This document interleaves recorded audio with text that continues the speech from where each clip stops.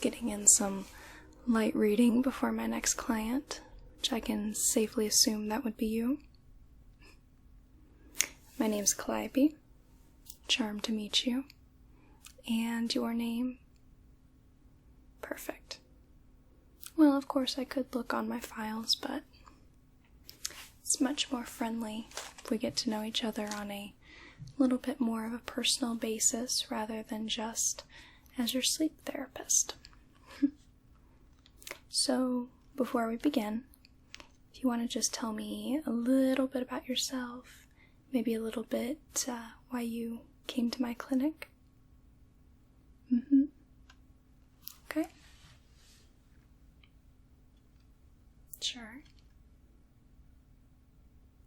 Of course. Alright. Well, that sums it up quite well, I think. So, it sounds like you are a bit of an insomniac. Yes, you'd be surprised at how many people are, especially in this day and age. Right. Well, our goal today is to help, let's say, establish some ground rules and maybe help you begin sort of a structure so that we can get on the road to you having a better, more quality sleep. Okay? Sound good enough for you? Perfect. So, a sleep therapist such as myself uses a technique called the CBT-i technique. Now, CBT generally stands for Cognitive Behavioral Therapy, and the I just simply states that it's more specialized for insomnia. So, why don't I go ahead and round up a little bit of information, just a little more in depth, so I have it in my records. Okay? Alright.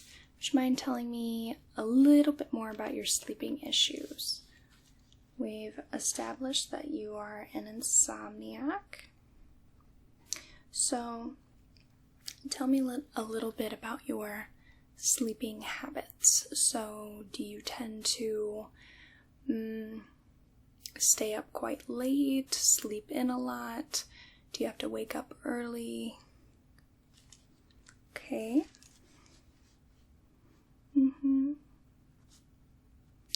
Sure.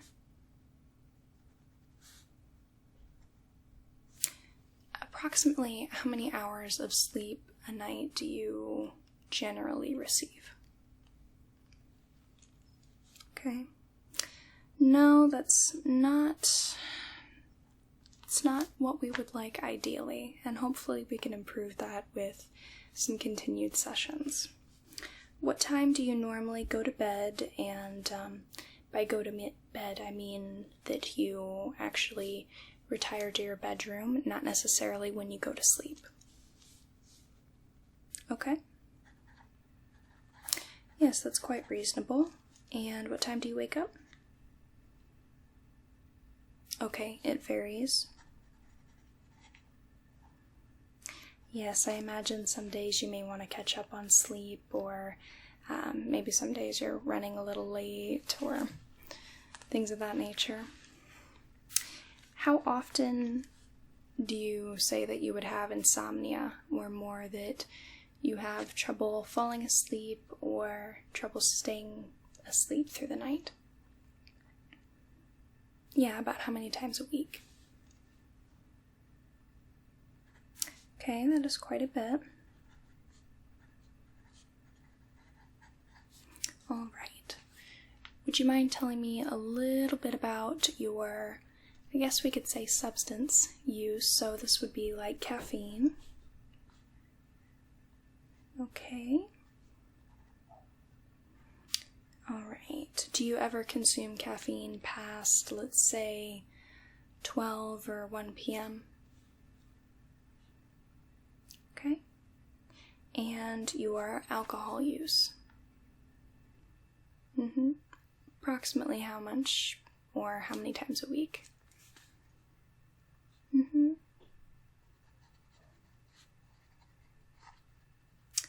Okay. Alright, and how about any drug use? This could be like marijuana, cocaine, any opiates, anything not prescribed to you and probably you shouldn't necessarily be dabbling in. No, I'm not gonna snitch on you. Whatever you want to do in your free time, doesn't matter to me.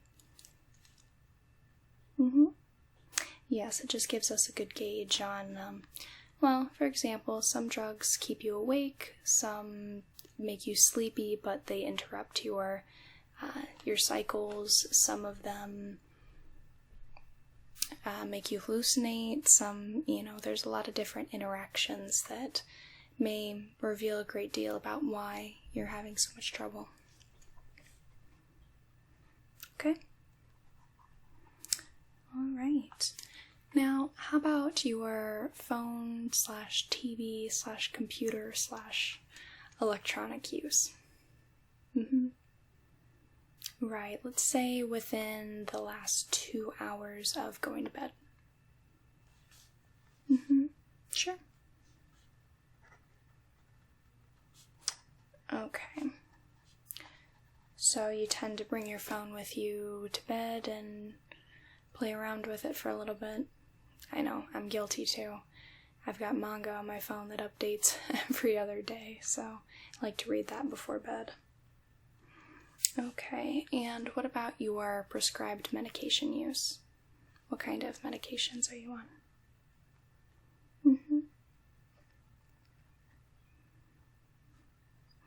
Okay, and what's the dosage? Okay. Now, have you ever been prescribed any sort of medication for your insomnia? Let's say maybe you had a bout and were prescribed Ambien, or maybe some kind of tranquilizer to help you sleep. Okay.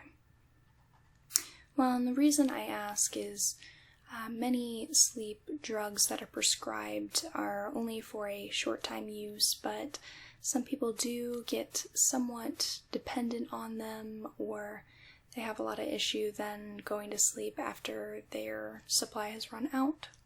So another offshoot of that would be, have you ever taken melatonin at all? Yes, it's just it's a little supplement bottle you can get at Kmart, the Walmart. I don't know that there are still Kmarts, but your local drugstores. Okay. Yes, some people find that it helps, some people don't. Again, it's something that you take on a short-term basis, or it really doesn't work for you that long. Okay. Well, now I'm going to give you a little bit of a present. So, I just have a regular ringed notebook here.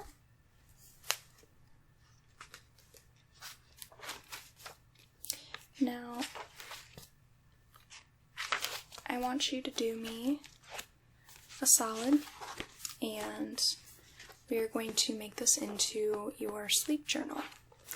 So when you write in this sleep journal, I want you to write the date, what time you went to your bed, what time you think you actually fell asleep, what time you woke up, if you had a really hard time going to sleep or staying asleep, or maybe you woke up too early, couldn't get back to sleep. I want you to note maybe if you've had any naps. And so this is more monitoring the quality of your sleep. Maybe jot a couple sentences about your habits beforehand. Maybe if you played on your phone for a while, or binge watched some television, or anything of that nature. And as we go along in our sessions, we can take a look at this, and this may give us a clue to some of your issues regarding sleeping. Now, for example, maybe you could say Tuesday, whatever, you went to your bedroom approximately 10:30, couldn't get to sleep until 1 in the morning, woke up at 7, and beforehand you had really gotten into an exciting book, or maybe you listened to some banging tunes beforehand, right? Just any sort of activity you did beforehand. Maybe you had a lot of caffeine that day. So then that can pinpoint to us that, well, there were a couple more sleep inhibiting behaviors that could have contributed to you not falling asleep. So this helps us be a little self-aware, kind of leaves a paper trail for us to go back and say, okay, we're seeing a pattern here, and maybe we should cut back on doing this activity, maybe we should cut the caffeine, maybe we should cut the heavy partying, the streaking down the street at night. Although I think if you're streaking down the street after a party, you're probably going to sleep really good afterwards. So I want you to go ahead and do that, and as we go along in our sessions, again, we'll look back on it and we'll kind of track what's going on with that. Okay? Now, I'm going to tell you a little bit about the techniques that sleep therapists used to help your sleep cycle issues, help your sleeping issues in general, okay? So the first of these techniques is called sleep restriction. So in sleep restriction, what we recommend is that you do not take any naps through the day, and you are actually going to stay up later than your normal bedtime. So say you usually try to go to sleep about 10:30, well, maybe we would ask that you go to sleep at 11:30, maybe midnight. And what this will do is it works in a way that you're depriving yourself of sleep so that when you do end up going to sleep, you're almost so exhausted that you go to sleep immediately. And this helps to kind of recalibrate your sleep cycle. So if you're taking naps through the day, then that's going to truncate the amount of sleep you're going to get at night, because you've gotten those little blocks of sleep. Now, if we make you stay up later, then generally in that time you'd kind of be laying awake anyway, but this also helps to push your sleep cycle a little farther back so then you can actually get to sleep faster. So this may take a couple days, it might take a week. It is somewhat unpleasant, however, this helps to kind of shake up your normal sleep routine and then try to put it on a better schedule. Okay? Now another one would be stimulus control therapy. Now this is going to be, I guess it's kind of an odd thing to say that it is a stimulus control therapy, as it's more of a mentality and more of setting some ground rules. So this is going to be like your bedroom is going to only be for sleeping. So you're not going to go in to play on the computer or read a book or draw or anything of that nature. You are only going to use the bedroom for when you go to sleep. Now this helps to associate your brain with when we go into our bedrooms, we are going to sleep, and we're not going to stay up and do these other things that we generally do. We're just going to sleep.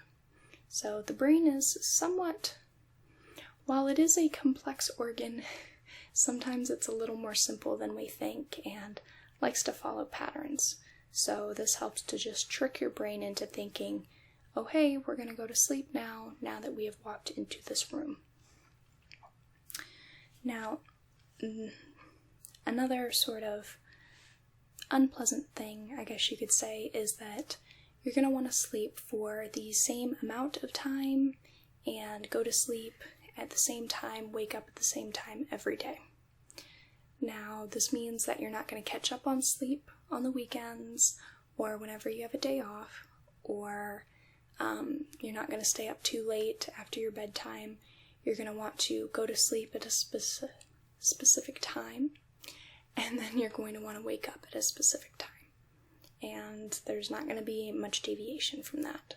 So that also helps to set your sleep pattern so that you are going to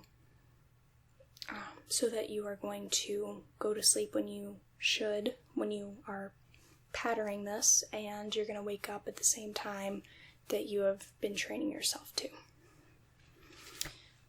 Now, one more thing that we use is called sleep hygiene and environment. Now, that's sort of an odd term, but the baseline is that you're going to want to make your bedroom as comfortable as possible. You're going to want to make it more on the cooler side, as our bodies don't tend to like warmer temperatures to sleep in. We like it a little on the cooler side. So for some people, this range could be from 65, maybe 64, 65 to 68 degrees Fahrenheit. And you're going to want to make it dark. So this could be, now I'm not asking you to redecorate your household, but generally darker colors in your room, say darker curtains or a paint color to help just keep out any of that light, maybe blackout curtains, not many lamps, that sort of thing, just to make it more conducive to your sleep cycle. And one more sort of habit is going to be that you don't want to consume any caffeine after. A good time is afternoon, so you'll have your coffee in the morning, and then at noon you'll stop and won't have any after that. And you're not going to want to consume any nicotine if you happen to smoke after 4 or 5 p.m. I think it's about 4 to 5 hours at least you don't want to consume nicotine, because that'll keep you up. So, given you some information, some good tips on what to do so you can help yourself to sort of restart your sleep cycle and to maybe get onto a better pattern, a better regimen, so that you can begin to fall asleep when you need to and not feel so exhausted through the day. So, to help you out a little bit, I'm going to do a little bit of a progressive relaxation hypnosis, if you will, and this will help relax you. It'll help calm your mind. It'll help sort of shutting down all of your worries, all your thoughts about the day. We're just going to quiet it down and make it a little easier for you to sleep, okay? Right. So, what I want you to do is I want you to close your eyes. Close your eyes, right? Get nice and comfortable. I want you to take 3 deep breaths.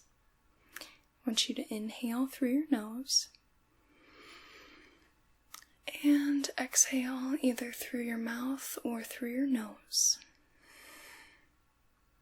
Okay, that was 1.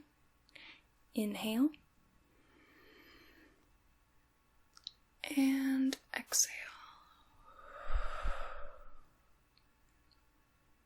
Inhale and exhale. Okay, go ahead and open your eyes. Now, I'm going to do a little bit of a induction technique on you. So, without moving your head, I want you to pick a point on the wall that's at least, let's say, 30 to 45 degrees higher than your normal level eye length or eye angle. So this is going to strain your eyes. It's going to make them a little watery, maybe a little blurry, but this helps to tire out your eyes. So I want you to pick a point on the wall, and I want you to stare at it. I'm going to have you stare at this for at least 30 to 45 seconds, and when your eyes get really watery and really blurry, and you just really want to close them, I'm going to have you slowly drop your eyelids over your eyes. That's it.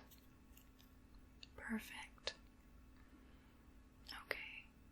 When you've closed your eyes, I want you to lightly let your head fall forward.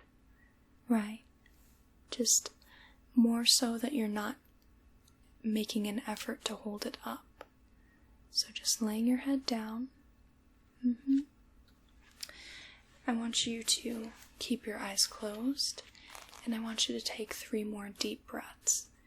And I want you to make sure that you are breathing in and breathing into your stomach and your diaphragm so that you can feel your stomach expand. And then I'll have you exhale. So go ahead and inhale. And exhale. Inhale. And exhale. Inhale. And exhale. Okay. Now I'm going to walk you through relaxing different parts of your body, and when I have you focus on a body part, I want you to tense up the muscles in that body part as tight as you can. I'm going to have you hold it for a little bit, and then I'm going to have you release it all at once, okay? Okay.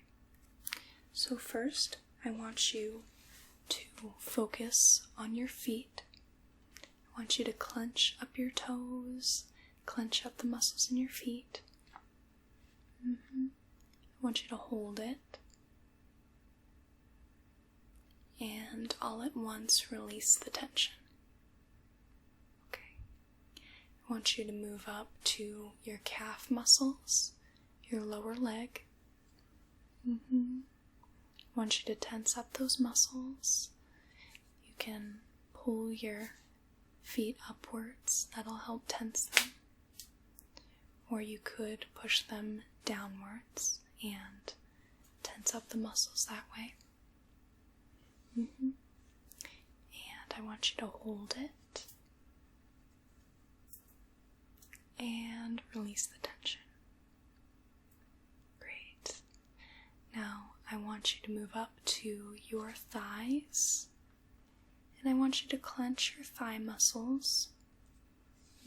Clench them as hard as you can. Hold it. And release all that tension. I want you to move up to your abdominal muscles. I want you to clench your abdominal muscles. Great. Hold on to that tension. And release it all at once. We're going to move up to your chest, and this can also be sort of your shoulder region. So I want you to clench up your chest. Hold that tension and release. We're going to move down your arms. I want you to clench the muscles in your upper arms. Hold on to that tension and release it. Great. Let's move down to your forearms, and I want you to clench the muscles in your forearms. hold it, and release it. Now we'll move down to your hands. I want you to clench the muscles in your hands as hard as you can. Hold on to it and release it all at once. Now we're going to move back up into your shoulders and your neck, and I want you to clench the muscles in your shoulders. You could do this by hiking your shoulders up to your ears. Hold on to that tension and release it all at once. Drop your shoulders down. Now I want you to clench all the muscles in your face. Tighten the muscles in your face really tight. And release it all at once. Okay. By now you should be quite relaxed. You should be ready to relax and maybe go to sleep. You can use these techniques to help your mind wander a little bit, but stay focused on something to help you sleep.